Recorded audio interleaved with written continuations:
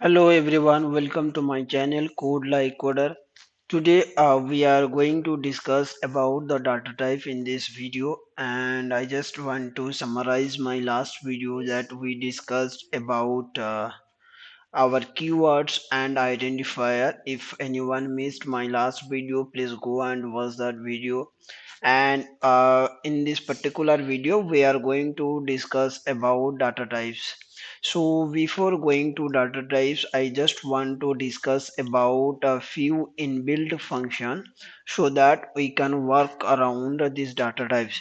So few inbuilt function I want to discuss. One of is print function, another one is type function, type, and another one is id. So print generally we are using to print any value in a console. Suppose we want to, let me open my cmd terminal and let me go to python console. Suppose I'm using a equals to 10. Okay, so I want to print the value of a, then we are using print of a. It will show the value assigning to that variable a. Got it? So print is a inbuilt function which is already present in our python, so we are just using it to print the value. Next is type. Type in the sense what type of data type it is. So we are using, let me give you one example here. Same, I'm continuing with same variable. Suppose I am typing type of a. That means it will show what type of variable. Simply we know like this is a int type. So if you print type of a, then it will show yeah, it will show the int type. So next thing is id. Id function also, it's a predefined function we are using to get id of that particular variable, that is memory location. That is a is a variable which is having memory location at this place. This is the id and we are using to validate different memory location. So these are the three predefined function available in the Pythons and many others also there. But as of now, we need these three function to work around these data types. So mainly data types is nothing but like what are the types we are using in Python to work with or to achieve various things. So first is integer type. I just list the type of data types: integer, then we have float, then we have a complex type data type, then str, then array, then bytes, sorry, not array, it's bytes, then byte array, then tuple list, tuple, set, frozen set, frozen set. Then we have dict. Then also we are going to discuss about range. So these are the data types, data types available in our Python. So in this video, I just cover few data types, like I will try to cover integer, float, complex, and I think I will cover byte and byte and byte array as well. So mainly I will cover these four things in this particular video. After that, in next video, I will come to one more, because these are the data types, is the main data types which will take few more minutes to discuss about that particular data actually. So let me go for int fast. So just come to here. Suppose just define one variable b equals to 20. So if you print, we have one predefined function, print function, it will give the value. If we want to validate what kind of data it is holding, like 20 is what kind of data, then it will give, yeah, 20 is a integer kind of data. So in Python we no need to explicitly define the type, but while running Python, automatically it will identify the data type. Here just take one example. Here we just simply b equals to 10 to we b equals to 20. We haven't discussed, like we haven't declared anything what kind of data is 20. Okay, but while we are executing the type function, it is giving like b is a variable which is having integer value, that is 20. So integer we got. Next we are coming to float value. Okay, so same, I am continuing in the same console. Suppose I am using b equals to 20 plus 5. So if here I am printing the value b, here it will give the value of that variable. And if I am printing the type, I want to verify what kind of data b is holding, then I'm using v type of b. It will give, it is a float type of data. Okay, so this is the two things, integer, float, we have cover here, nothing more than that. Even if you want to convert from float to int also possible, and int to float is also possible. Okay, let me come here. A is our 10, it is an integer type, and B is float type. I am defining C, which is equals to, I want to convert this integer to a float. So we have one predefined function called float. In that we are using our int variable which is holding the int data. So while I am printing, it will give 10.0. Initially it is 10, which is integer number. Now it is float. If you are validating with the type, then it will give the float value. Float value. So similarly, we want to convert from float to integer. Okay. So b is our float value. Now I want to hold that variable in d, and I want to convert float value of b. If now I am printing the d, it is still it is showing float value. Sorry, we want to convert to here integer value. So d equals to int of our float value. Now print d, it is the integer value. Okay, so if we want to validate also, we can do with type function. So integer is, now d is int type, but initially d is what kind of, it is a float value. We just convert into float and float to int. So that things also possible in our Python. So next is a complex function. Okay, we know like in complex we have one real and one real part and one imaginary part. Let me write here. Suppose a equals to 10 plus 20z. Okay, so here 10 is your imaginary part, sorry, 10 is your real part and 20 is your imaginary part. Okay, so just come to here whether it is supporting or not, we'll just validate here. A equals to 10 plus 20j. Now we are printing a. Okay, now if we are validating type of a, what type of data, yes, it is complex. A is nothing but is a complex data types. So now just suppose we want to filter the real part. This 10 we want to filter, then we can use 10 dot real.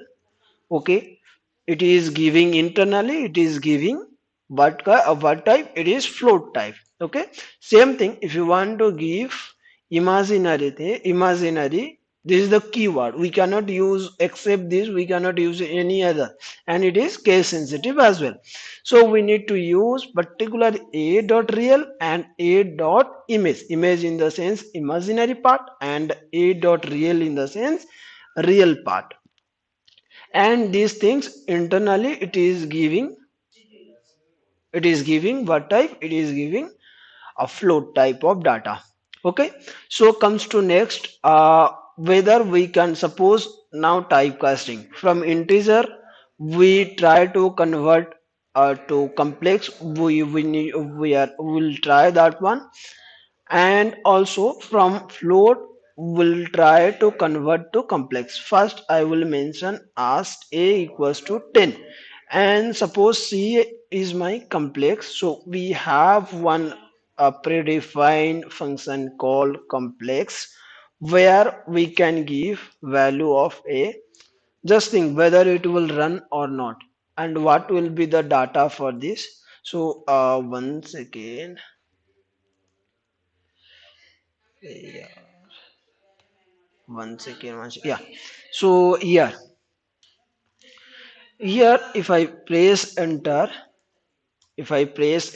and we print, say, because a is a integer value and by default it is taking in real part, and imaginary part it is taking 0.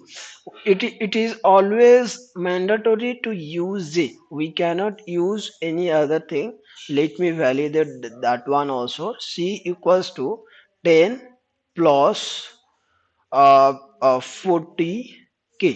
Whether it is working? No, it is saying it is syntax error. If you want to write one complex, compulsory we need to use j. Okay, not any other thing. Even we cannot use capital J as well. Let me validate that one also. Yeah, capital J or small j, but internally it is converting to lowercase of g only. So for better practice we need to use always a small j. Okay, so now we have C, we have converted integer. A equals to 10 and C equals to complex. Okay, so we have converted integer value to complex. So now we'll try with float value as well. Suppose f equals to 20 plus 5. Okay, so f equals to 20.5 and type is of f is our float. Now we want to convert these things to our complex value. Okay, complex equals to, okay, the variable float is f here. So here c, and also here we have converted float to complex value as well. And second thing is, if we'll do one thing, c dot 10 plus 5g. Now a equals to a equals to int of c. Whether it will, like, just think whether it will give error or not. Compulsory it will throw error because it has the imaginary part. If we press enter here, it will give, we cannot convert complex to integer.